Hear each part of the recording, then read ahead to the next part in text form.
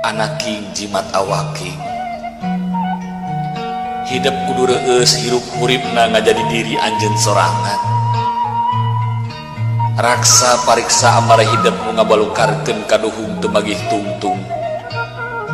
jalanan hirup ku handap asor ka papada manusia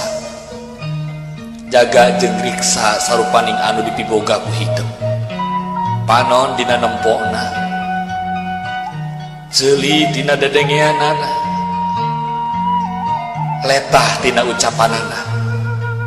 leungeun tina cacabakanana suku tina lalampahanana jaga riksa lengkah paripolah tinu hal anu mata keraheut kana manah batur ngarah hidup hirup loba dulur akur jeung salembur anaki ulah poho jaga riksa kaluhungan alam dunia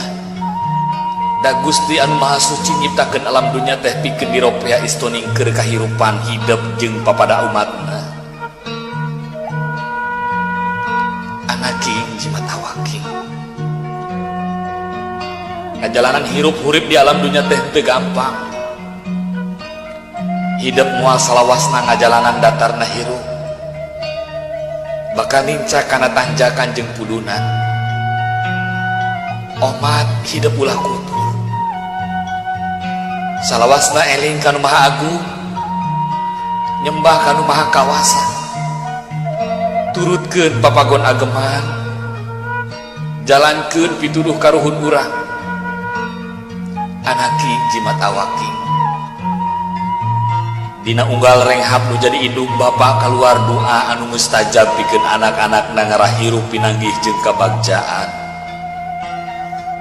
kajebaran pikeun pipekeleun dina ngoni ngajalanan sagara kahirupan di alam dunya omat anaking hidup kudu silih asah silih asih silih asuh silih kalingakeun nyadiri silih simbehnya kadeudeung deheuskeun duduluran rakatkeun babarayaan ulah rek pakia-kia ulah rek pasalia paha hamo nepi ka papaseaan anaking jimat awaking omat ieu pupujuh keur hirup hurip hidup salawasna beral anaki jalanan hirup hurip hidup sugan jeung sugan hidup bisa ngajadikeun diri hidup jadi manusia anu